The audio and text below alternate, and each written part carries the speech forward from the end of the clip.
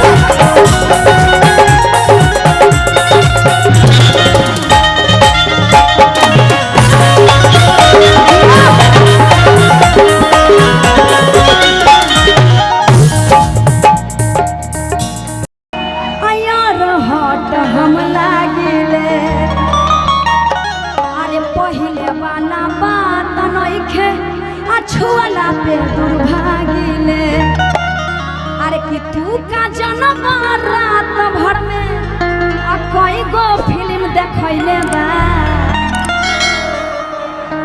अरे कि तू का जन्म रात भर में आ कोई गो फिल्म देखैले बा आ एक बेर दू बेर तीन बेर चार बेर पाँच बेर चुमा ले लेबा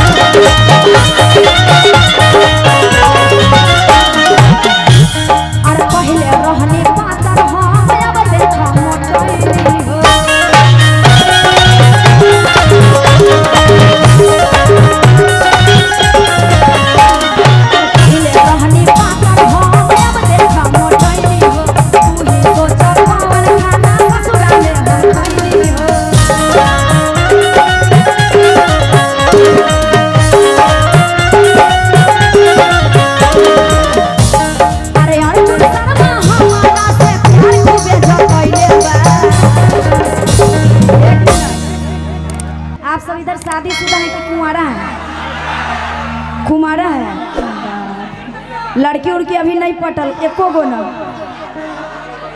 इतना सुंदर पर्सनालिटी है, नहीं पटा। सारा बात शेयर करना, पटाए हैं तो पटाए हैं, नहीं पटाए तो नहीं पटाए का जी, लेकिन दिल खोल के बात करना चाहिए। अरे कि सूट से ज्यादा साड़ी में यार हॉट हम लागिले, ज्यादा साड़ी में यार हॉट हम लागिले, पहले वाला बात वही छोला पे लागिले।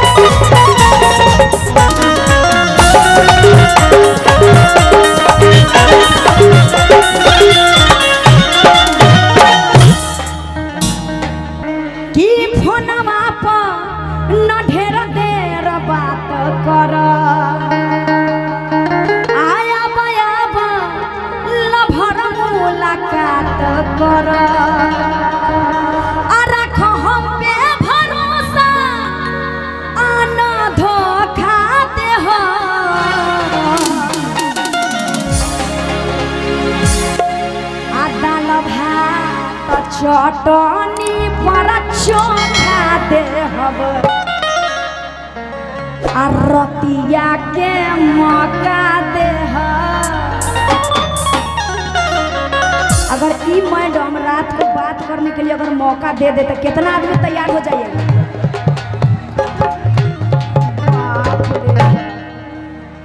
कतरी सराय में इतना गर्मी है जी, दादा रे दादा, आज बहुत गर्मी है ना।